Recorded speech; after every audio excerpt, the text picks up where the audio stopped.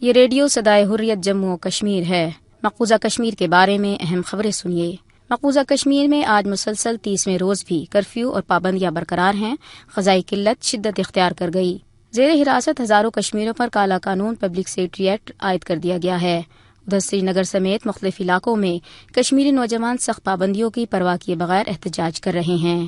پلوامہ میں بھارتی فوجیوں اور مظاہرین میں سخت جھڑپیں ہوئی ہیں، جن میں کئی افراد زخمی ہوئے۔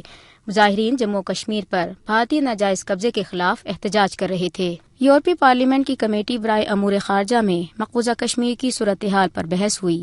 یورپی پارلیمنٹ کے ممبران نے بھارت کی جانب سے مقبوضہ کشمیر کی خصوصی حیثیت ختم کرنے اور 1 ماہ سے جاری کرفیو اور ذرائع ابلاغ پر لگی بندشوں کی مذمت کی۔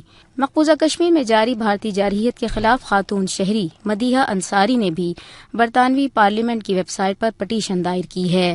دنیا کا میڈیا اس بات کی تصدیق کر رہا ہے کہ بھارت میں معاشی بحران پیدا ہو گیا ہے۔ ترقی کی شرح کم ترین سطح پر پہنچ گئی، بینک دیوالیہ، صنعتی پیداوار ختم اور بے روزگاری تیزی سے بڑھ رہی ہے۔ لندن میں آج کشمیریوں کے حق میں بڑا آزادی مارچ کیا جا رہا ہے۔ وزیر اعظم آزاد جموں و کشمیر راجہ فاروق حیدر خان اور سابق وزیر اعظم بیرسٹر سلطان محمود اس مارچ میں شریک ہوں گے۔ آزادی مارچ کے اختتام پر بھارتی ہائی کمیشن کے سامنے بڑا مظاہرہ بھی کیا جائے گا۔ مختصر تبصرے کے ساتھ میں ہوں زاہد۔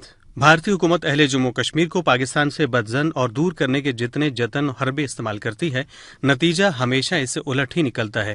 آخر کیا وجہ ہے کہ جموں کشمیر کے عوام پاکستان سے بے مثال محبت کا اظہار سبز ہلالی پرچم کو جنازوں پر لہرا کر، کفن کی جگہ پہنا کر اور تابوتوں پر سجا کر کرتے ہیں؟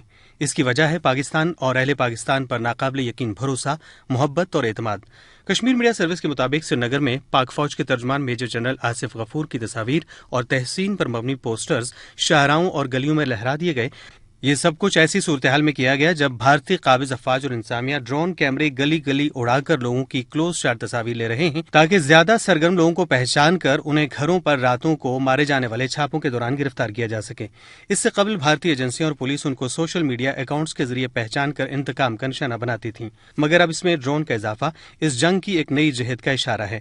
لاک ڈاؤن، کرفیو، بھوک، گرفتاریوں کے باوجود اہل جموں کشمیر کا عزم جہاں ان کے اپنے غیر متزلزل پختہ عزم و ارادوں کا ظاہر کرتا ہے، وہیں اس بات کا بھی اشارہ ہے کہ وہ ذرائع ابلاغ، ٹیلی فون، انٹرنیٹ اور دیگر ذرائع مواصلات پر مکمل پابندی کے باوجود صوتی لہروں کے ذریعے حکومت پاکستان، پاکستانی عوام اور افواج پاکستان کا یکجہتی کا پیغام حرف بحرف سن رہے ہیں، اور پاکستان کے تئیں اپنی وکالت اور موجودہ ظلم سے نجات دلانے کے لیے پر امید بھی ہیں۔